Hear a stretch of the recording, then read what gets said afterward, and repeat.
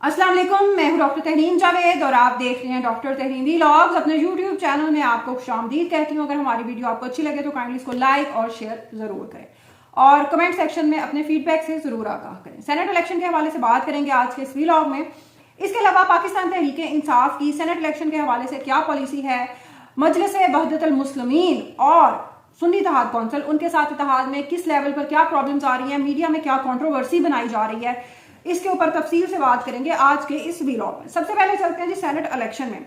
दो ऐसे नाम, दो अनमोल रतन जो पाकिस्तान की सियासत का असासा है। एक हमारे असासे आप जानते हैं इस वक्त जेल में मौजूद है। इसी तरह इस वक्त जो हमारे दो असासे, दो अनमोल रतन बहुत ज्यादा एक्टिव आपको नजर आएंगे, ना सिर्फ ये कि टेलीविजन पर टॉक शोज में, लेकिन हर मतलब जितने भी ये डिजिटल प्लेटफॉर्म्स हैं आपको हर जगह यही नाम चलते नजर आएंगे। बात कर रही हूं मैं सेनेट इलेक्शन के हवाले से मोहसिन नकवी और फैसल वाधवा के नाम के हवाले से। और ये किसकी नुमाइंदगी करेंगे सेनेट में, ये आप सब बहुत अच्छे तरीके से जानते हैं। फैसल वाधवा साहब अक्सर टॉक शोज में आए होते हैं।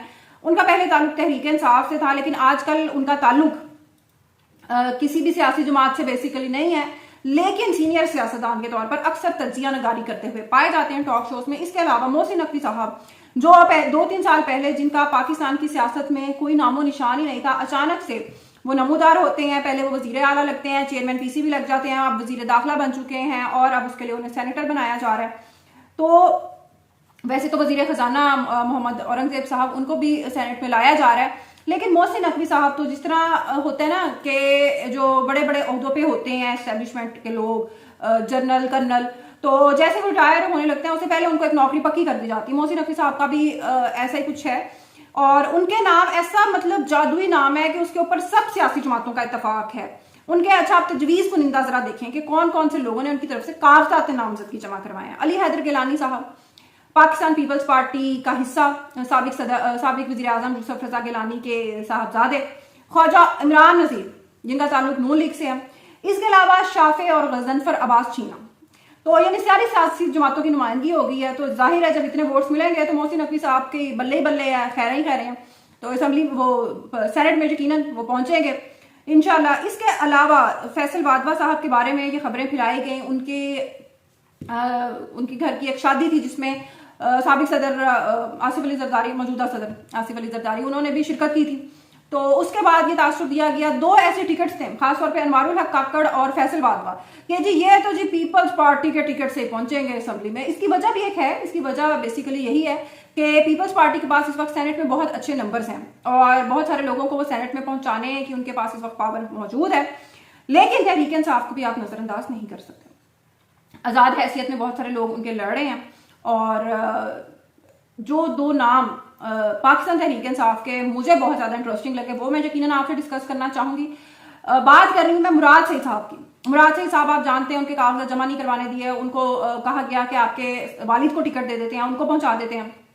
उन्होंने कहा कि उनको भी रहने दे क्योंकि उनको भी बेसिकली धमकाया जा रहा था, तो वो यकीनन नहीं चाह रहे थे कि इस उम्र में उनकी मार कुटाई हो, उनका फेंटा लगे। तो एक और साहब ने वहां से इलेक्शन कॉन्टेस्ट किया। बहरहाल तो मुराद सईद साहब को अब असेंबली में सेनेट में पीटीआई के टिकट पे पहुंचाने का इंतजाम किया जा रहा है और उनकी अगर उनके कागजात नहीं मंजूर होते, वही 9 मई के वाकयात और ये सारा कुछ अगर उस हवाले से डिस्ट्रप्शन होती है तो उनकी जगह उम्मीदवार कौन होगा? अजहर मशवानी। जी हाँ, ये पाकिस्तान तहरीक इंसाफ ही है। आप चाहे जितना मर्जी इस बात से नफरत का इजहार करें और जो मर्जी डिसएग्री करें, इख्तलाफ पे राय रखने का ऑब्वियसली हक हर एक को हासिल है, लेकिन ये पाकिस्तान तहरीक इंसाफ है जिसने मिडिल क्लास और एक जमाने में ये एमक्यूएम ने काम किया था और बल्कि अब भी जो एमक्यूएम की जितनी भी एक्सपोर्ट बेस है जेनवन एमक्यूएम की, पाकिस्तान वाली नहीं, ये फारूक सत्तार और मुस्तफा कमाल वाली पैकिंग वाली एमक्यूएम की बात ही करी, तो एमक्यूएम की और हकीकी एमक्यूएम हकीकी लंदन की और पाकिस्तान तहरीक इंसाफ की खासियत रही है कि इन्होंने मिडिल क्लास की औरतों को और मिडिल क्लास के लोगों को भी असेंबलीज में पहुंचाया। सिंध में पीपल्स पार्टी ने कई अकलीती लोगों को, जाहिर है क्योंकि सिंध में अकलीतें अभी भी एक सूबा यही है जिसमें कुछ अकलीतें बाकी रह गई हैं, उन्होंने भी बेशक पहुंचाया, उसमें कोई दो राय नहीं है। लेकिन लोगों को जो नुमाइंदगी नजर आती है, लोग सोचते हैं कि अजहर मशवानी अगर असेंबली में पहुंच सकता है तहरीक इंसाफ के लिए अपनी खिदमात की वजह से, और सनम जावेद अगर सेनेट पहुंच सकती है तो यार हम भी पहुंच सकते हैं इस पार्टी में, यार हमारा भी कोई फ्यूचर है।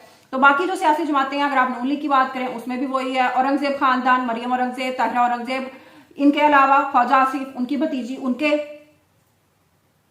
या सादिक, उनकी फैमिली, ये और शरीफ खानदान तो खैर कहीं गया ही नहीं है।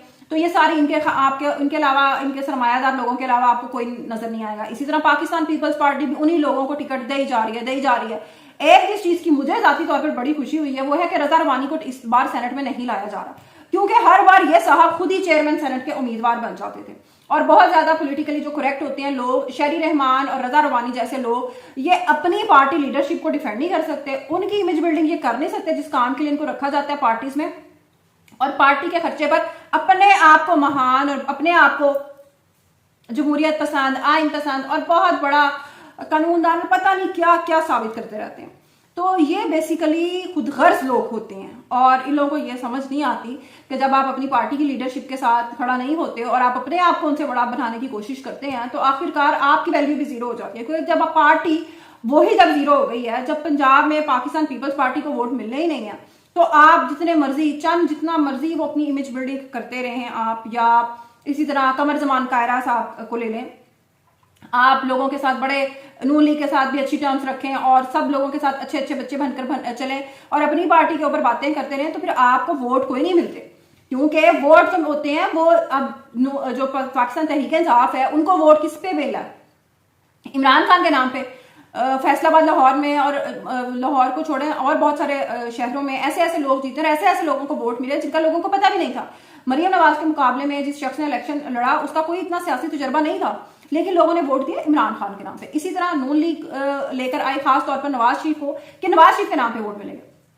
जब पाकिस्तान पीपल्स पार्टी की लीडरशिप को इतना मुतनाज़ बना दिया गया और एतजाज एहसन और ये सारे लोग टीवी स्क्रीन पर बैठकर ये कहने लगे कि हम जरदारी का दिफा नहीं कर सकते, तो फिर पार्टी को इतने वोट मिले थे ना, तो फिर आपकी भी सेनेट की टिकट, अब एतजाज एहसन को भी कई दफा सेनेटर बनाया पाकिस्तान पीपल्स पार्टी, तो जाहिर है फिर आपने भी सेनेट में नहीं पहुंचना।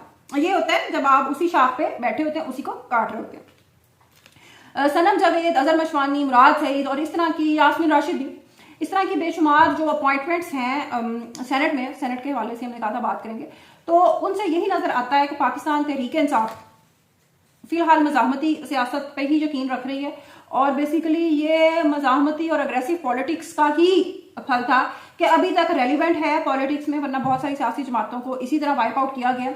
हालांकि बहुत ज्यादा एक कंट्रोवर्सी बनाने की कोशिश की जा रही है कि जी ये MWM से इत्तेहाद का फैसला गलत था, सुन्नी इत्तेहाद कौंसिल से, और ये सारा कुछ। मुझे ये बात समझ नहीं आती कि चाहे दुनिया के बेहतरीन वकील भी लड़ रहे होते केस, तो जब एक फैसला लिखा जा चुका है तो वकील कैसे उसको बदल सकता था?